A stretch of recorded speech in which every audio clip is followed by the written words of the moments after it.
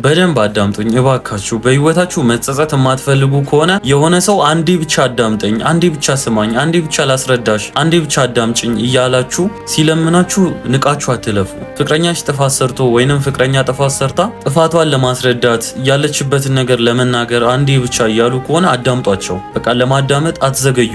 ብዙ ሰው የሚጸጸተው በዛ ነገር ነው። አንዴ ምን አለ በሰማዋት፣ አንዴ ምን አለ ባዳመጥኩት፣ አንዴ እሺ ብዬ ጆሮ በሰጠሁት እያሉ ነው ብዙ ሰዎች እየተጸጸቱ ያሉት። እና አንዴ ብቻ ስሚኝ ካለሽ አንዴ ብቻ ሰምተሽ ተይ። በቃ ምናልባት እዛ ነገር ውስጥ መልስ ታገኛለሽ። አንተም ብትሆን አንዴ ስማኝ ከተባልክ ስማ አንዴ። ጊዜያችሁ አያልቅም።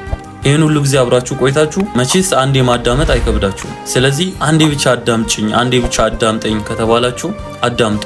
ያ የትም አትሄዱም። እዛ ጋር ተጣጥፋችሁ አልሰማም ምናምን ብላችሁ ስልክ ዘግታችሁ ነገ ላይ ከመጸጸት በቀር ምንም የምታመጡት አዲስ ነገር የለም። ፍቅረኛ ጋር ከተለያየ ምን ያክል ጊዜ ሆነክ ብለሽ ስትጠይቂው 6 ወር ሆነን 3 ወር እያለ አጭር ጊዜ እየጠራልሽ ከሆነ ተረጋጊ። ምንም ልጁ ቢመችሽ ብትወጂው ረጋ በይ፣ ቀስ ብሎ ይደርሳል። እንደዚህ አይነት ሰው የፍቅር ግንኙነቱን ያፈረሰ ሰው ፍቅርን ለሁለት ነገር ይፈልገዋል። አንድ የቀድሞ ፍቅረኛውን ለመርሳት፣ ሁለት ደግሞ ጀስት ጊዜ ማሳለፍ ይፈልጋል። ስለዚህ ተረጋጊ፣ አትሸኩይ። የዚህ ነገር ጉዳት መቼ እንደሚሰማሽ ታውቂያለሽ? የሆነ ሰው ላይ ታሪቅ ያለው ሊልሽ ይችላል፣ ወይንም ደግሞ ተሳስቶ በፍቅረኛው ስም ሊጠራሽ ይችላል። ያ ማለት ውስጡ ያላለቀ ፍቅር አለ ማለት ነው። ለወንድም ለሴትም ይሆናል። ፍቅሩን በቅርብ ጊዜ ካፈረሰ ወንድ ጋር ወይንም ሴት ጋር በፍጹም ፍቅር እንዳትጀምሩ።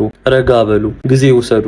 በቃ ጠብቋቸው። አመት 2 አመት እርስት እስኪያደርጉ ድረስ ጊዜ ስጧቸው። ከዛም በኋላ በአዲስና በታደሰ መንፈስ ፍቅር መጀመር ትችላላችሁ እንጂ ፍቅሬን ካፈረስኩ አጭር ጊዜ ነው እያለሽ አይንሽን በጨው አጥበሽ ዘለሽ ፍቅር ውስጥ ብትገቢ እንክትክትሽ ነው የሚወጣው። ስብርብርሽ ላትጠገኝ ነው የምትሰበሪው። ስለዚህ ተረጋጊ፣ ተረጋጋ። የትም አይሄድባችሁም ፍቅር። ካጣችሁ ያ ሰው ለእናንተ አልተባለም። ከእናንተ ጋር ከሆነ ደግሞ ተመስገን። አትቻኮሉ። መፍጠን ራሱን የቻለ ጉዳት አለው። በደንብ አስቡበት። የተለያየ ሃይማኖት ውስጥ ሆናችሁ ፍቅር ልትጀምሩ እያሰባችሁ ከሆነ ወይንም ጀምራችሁ ከሆነ ያ ፍቅር ቀጣይነት እንደሌለው ከዚህ የተሻለ ምሳሌ አላገኘሁላችሁም። ይህንን ፎቶ በደንብ ተመልከቱት። አሳና ወፍ ፍቅር ቢጀምሩ መጨረሻቸው ይታወቃል። አብሮ መዝለቅ የለም። መጀመር እኮ ይችላሉ አይደል? አፈቅርሻለሁ፣ አፈቅርሃለሁ ተባብለው። ነገር ግን ድምዳሜ የሌለው ፍቅር ነው የሚሆነው፣ የሚያምር መጨረሻ የሌለው። በጣም ብዙ ቪዲዮ ሰርቻለሁ። የተለያየ እምነት ውስጥ ሆኖ ፍቅር መጀመር እንደማይሆን ወይንም ደግሞ የፍቅር ግንኙነት እንደማይታሰብ ይሄ ፎቶ ትልቅ ምሳሌ ይሆናቸዋል። ነፍ ተከትሎ የሚመጣ በጣም ብዙ መዘዝ አለ። የኔ ዩቲዩብ ላይ ገብታችሁ በተለያየ ሃይማኖት ውስጥ ፍቅር መጀመር የሚያመጣቸውን ችግሮች ቪዲዮ ሰርቼበታለሁና ገብታችሁ እዩት። ከ6 ከ7 በላይ ችግሮች አሉ። እነዚህን ችግሮችን ለመጋፈጥ ዝግጁ ከሆናችሁ ጎሄድ ጀምሩ። ከጎናችሁ ነኝ። ለሌላው ምሳሌ ትሆናላችሁ። ዘሎ ፍቅር መጀመር የሞተና ቀላል ነገር ነው። ትዳር ጋር ማድረስና ለቁም ነገር ማብቃቱ ነው ከባዱ ነገር። ከዚህ ፎቶ ብዙ ነገር እንደምትማሩ እርግጠኛ ነኝ። የዛሬን ሳይሆን የነገን ተመልከቱ። ብልህ ሰው እንደዛ ነው የሚያደርገው። እስካሁን ድረስ እሱም መርሳት ከብዶሽ እያለቃቀሽ ነው። ስለ ቤቲና ስለ ቃል አንዳንድ ነገሮችን ልንገርሽ። ቤቲና ቃል በተመሳሳይ ጊዜ የፍቅር ግንኙነት ይጀምራሉ። ቃል በጣም የምታፈቅረው ፍቅረኛ አላት። እሱም በጣም ነው የሚያፈቅራት። ቤቲም በጣም የምታፈቅረው ከምንም ነገር በላይ ቦታ የምትሰጠው ፍቅረኛ አላት። እሱም ያፈቅራታል በጣም። ይህንን የፍቅር ግንኙነት ሁለቱም ጀምረው እየመሩ አመት ሞላቸው። ከአመት በኋላ የቤቲ ፍቅረኛ እኔ አልፈልግሽም፣ ከዚህ በኋላ አብረን መቀጠል አንችልም፣ እዚህ ጋር ይብቃን ብሎ የማይረባ ሰበብ አንስቶ ተለያት። የቃልም ፍቅረኛ እንደዚሁ ከአመት በኋላ የማይረባ ሰበብ ፈልጎ ተለያት፣ እንደማይፈልጋት ነግሯት። በዚህን ጊዜ ሁለቱም የሚያስጠላ የልብ ስብራት ላይ ወደቁ። ሁለቱም ልባቸው ክፉኛ ተጎዳ። ከዛስ ቃል ራሷን ለማጠንከር ቆርጣ ተነሳች። የመጀመሪያ ስራዋ ወደ ሃይማኖት ተቋም መሄድ ነው። ከፈጣሪዋ ጋር ያላትን ግንኙነት አስተካከለች። እዚህ ጋር ልብ አድርጉ። የትኛውም የልብ ስብራት የሚታከመው መጀመሪያ የልብን በሚያውቅ ፈጣሪ ነው። ስለዚህ የፍቅር ግንኙነት ውስጥ ሆናችሁ ልባችሁ ከተሰበረ የመጀመሪያ እርምጃችሁ ወደ ፈጣሪው ይሁን። እሱ እንደ ሰው አይደለም። የልባችሁን የሚያውቀው እሱ ነው። እሷ ይህንን ነበር ያደረገችው። ወደ ፈጣሪ ቀረበች። በደንብ ህመሟን ነገረችው። ፈጣሪን ይዛ ቆርጣ ተነሳች ህይወቷን ለማስተካከል። ራሷን በዛ ስራ በደንብ አጠነከረች። ወደ ተሻለ ነገ ጠንክራ ጉዞዋን ጀመረች። በዚህ መካከል የተሻለ ተክለ ሰውነት እንዲኖራት ስፖርቷን እየሰራች መጽሐፎችን እያገላበጠች ፋይናንሻሊ፣ ፊዚካሊ እና ሜንታሊ ራሷን በደንብ ማሳደግ ጀመረች። ይህን እቺ ሴት በጣም ተፈላጊና ተወዳጅ እየሆነች መጣች። ወደ ቤቲ እንመለስ። ቤቲ ከሄደ ጀምሮ ቀን ማታ እንባ ሆኗል ስራዋ። ማልቀስ ነው። ምንም ስራ አትሰራም። ምንም ሙቀቷን ለማሳደግ አትጣጣርም። ቀን ማታ በር ዘግታ ታለቅሳለች። ለሚመጣው ሰው ሁላ እሱ በድሎኝ፣ እሱ ልቤን ሰብሮ፣ እሱ አልፈልግሽም ብሎ እያለች ብሶቷን መዘርገፍ ነው ስራዋ። በዚህ ሁኔታ ውስጥ ከቀን ወደ ቀን የሚያስጠላ አቋምና የሚያስጠላ መልክ እየኖራት ነው እየሄደ ያለው። የቱም ወንድ እቺ ሴት የኔ ሴት በፍጹም እንድትሆን አልፈልግም ብሎ የሚርቃት አነስ ሴት እየሆነች መጣች። ከዛሬ ነገ ቁስሌን አክማለሁ እያለች ራሷን የሚያስጠላ ሰቀቀን ውስጥ እየከተተች መጣች። አያችሁ፣ የልብን ስብራት በራስ ለማከም መሞከር ይበልጡኑ ራስን ህመም ውስጥ፣ ጭንቀት ውስጥ፣ ስቃይ ውስጥ መክተት ነው። ቀን በቀን የጎዳንን ሰው አስሬ እያነሳን ማሰብ ያንን ሰው ምንም የሚያደርገው ነገር የለም። የኛን ስብራት ያጠነክረዋል፣ ልባችንን ደጋግሞ ይሰብረዋል እንጂ። እቺ ሴት በዚህ ህመም ውስጥ ቆየች። አሁን ቃል ኪዳንም ቤቲም ከተጎዱ አንዳንድ አመት ሆኗቸዋል። የቃል ኪዳንም የቤቲም ፍቅረኛ ከዚህ ሁላ ጊዜ በኋላ ተመልሰው መጡ። አስተውሉ። አልፈልጋችሁም ከኔ ራቁ ብሎ የሄደ ማንኛውም ሰው የሆነ ሰዓት ላይ ምን ላይ ናቸው ብሎ ለማየት መመለሱ አይቀርም። በዚህን ጊዜ ተመለሰ። የቃል ኪዳን ፍቅረኛ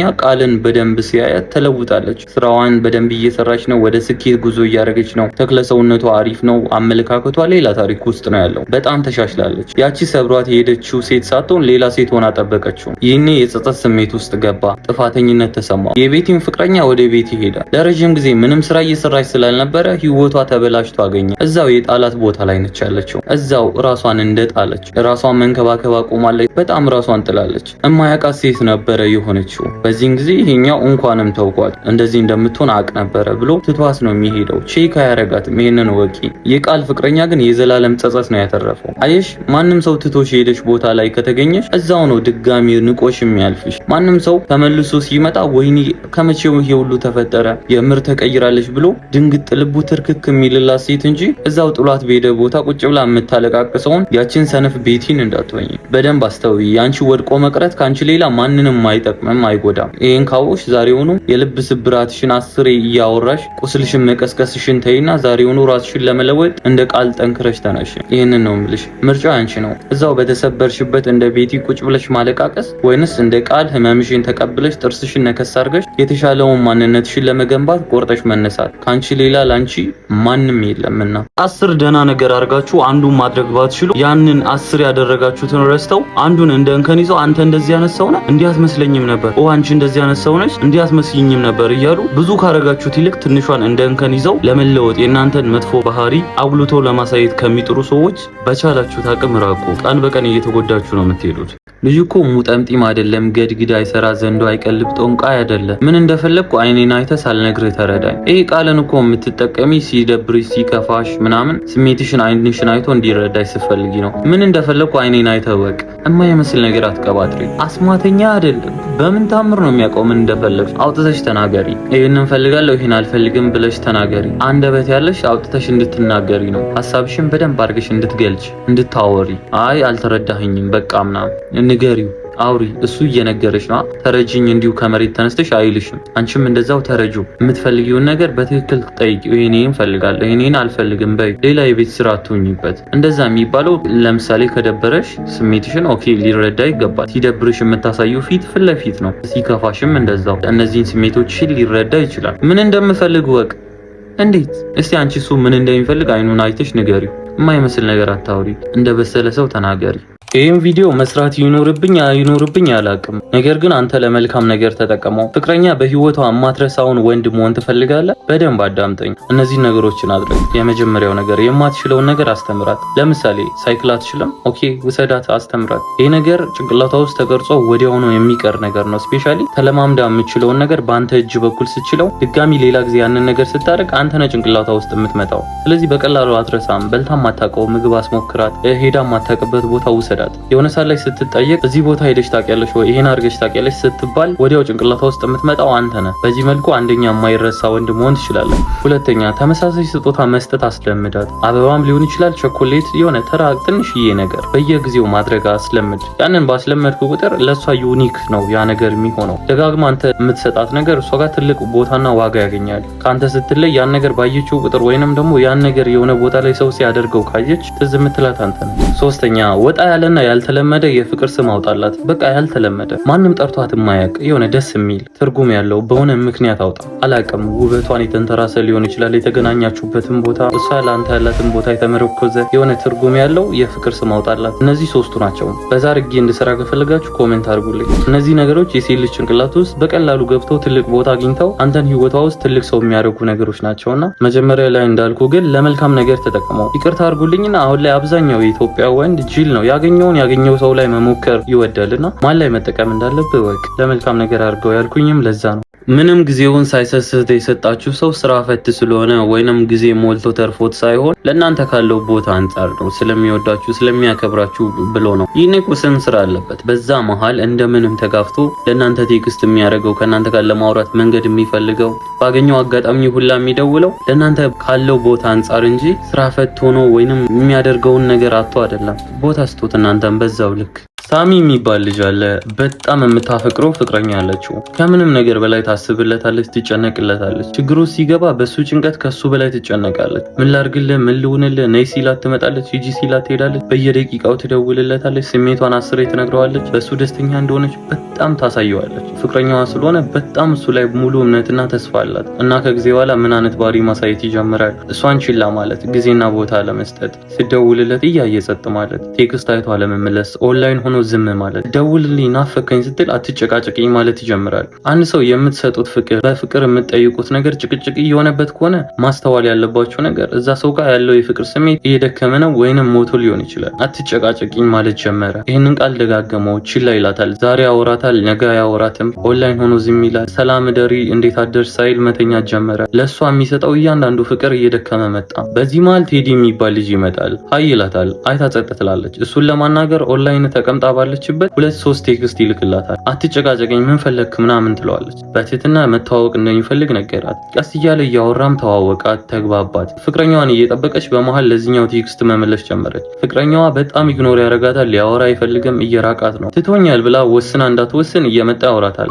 አይ ይፈልገኛል፣ ያፈቅረኛል ብላ ደግሞ አብራው እንዳትሆን ድጋሚ ኢግኖር ያደርጋል። ስልኳን አያነሳም፣ ቴክስት አይመልስም። በዚህን ጊዜ ከዚህ ልጅ ጋር ማውራት ጀመረች። ከማን ጋር? ከቴዲ ጋር። ቴዲ ምርጥ ልጅ ነው፣ ተንከባካቢ፣ ፍቅር የሚሰጥ ውበቷን የሚያደንቅላት፣ ቀን ማታ ቴክስት የሚያደርግላት፣ ሲተኛ ደህና ደሪ፣ ጠዋት እንዴት አደርሽ እያለ ከሳሚ አግኝታው ማታውቀውን ፍቅር ማሳየት ጀመረ። ሳሚ አሁንም እንደኮራ ነው፣ እንደተጀነነ። አላወራም በሚል ጢባሩ ልቡ ተወጥሯል። ሲያሻው እየመጣ ያወራል፣ ሲያሻው ደግሞ ዝም ይላል። ሲያሻው ያስደስታታል፣ ሲያሻው ደግሞ እስከነ ይረሳታል። በዚህን ጊዜ በጣም እየተጎዳች የነበረችው ልጅ በቴዲ እየታከመች መጣች። ያስቃታል፣ ያጫውታታል፣ ፊልሞች ይጋብዛታል፣ ያዝናናታል። ይህኔ ሳሚ እየተበላ መጣ ማለት ነው። እች ልጅ ከሳሚ ይልቅ ለቴዲ ቦታ እየሰጠች መጣች። አሁን ኢግኖር አድራጊዋ እሷ ሆናለች። ኦንላይን ሆና ቴክስት አትመልስም። ሲደውልላት ለማውራት ፍላጎቷን በገዛ እጁ ስለገደለ ከሱ ጋር ማውራት አትፈልግም። ደስታን የምታገኘው ቴዲ ጋር ሆነ ማለት ነው። እንደ በፊቱ እንዲመለሱ በጣም መጣር ጀመረ ሳሚ።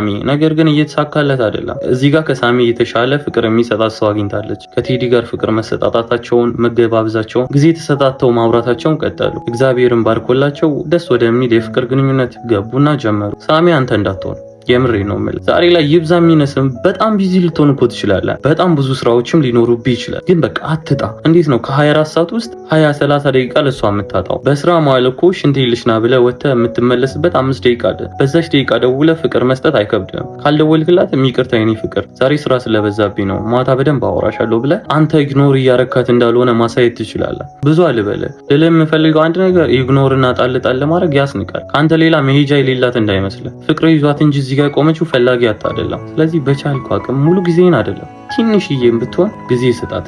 የፈለገ ቢዚ ብትሆን አይ እንዴት ነሽ ሰላም ነሽ ወይ ላንቺ ቦታ አለኝ አፈቅርሻለሁ ረስችሽ አይደለም ስራ ቢዚ ስላደረገኝ ነው ትንሽ ክፍተት ሳገኝ በደንብ አወራሻለሁ ብለህ ስሜቷ እንዳይጨነቅ ኢግኖር እያረካት እንደሆነ እንዳይሰማት ማድረግ ትችላለህ። እንደዛ ማድረግ ካልቻልክማ ያንተ ፍቅረኛ መሆን ቦታ የቱ ጋር ነው? ፍቅር በዚህ ነው የሚፈተነው። በደንብ አስተውል፣ ቴዲ እንዳይመጣልህ።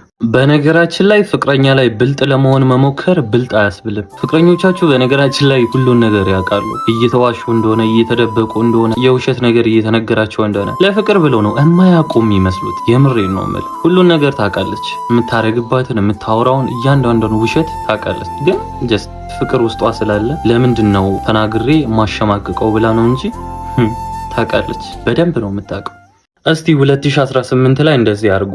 አንድ ጓደኛ ብቻ ይዛችሁ ወደፊት ሂዱ። ከዛን የአመቱ መጨረሻ ላይ ህይወታችሁን ተመልከቱ። በጣም ነው የሚያምረው። እንባ የሌለበት ሀዘን፣ ለቅሶ የሌለበት ሆኖ ነው የምታገኙት። የጓደኛ ጋጋታ ህይወት ውስጥ ማብዛት መጨናነቅ፣ ችግር መደራረብ ነው። ምንም ያመጣው ለውጥ የለም። አንድ ጓደኛ ብቻ ይዛችሁ ወደፊት ሂዱ። ከዛም በአመቱ መጨረሻ ራሳችሁን ተመልከቱ።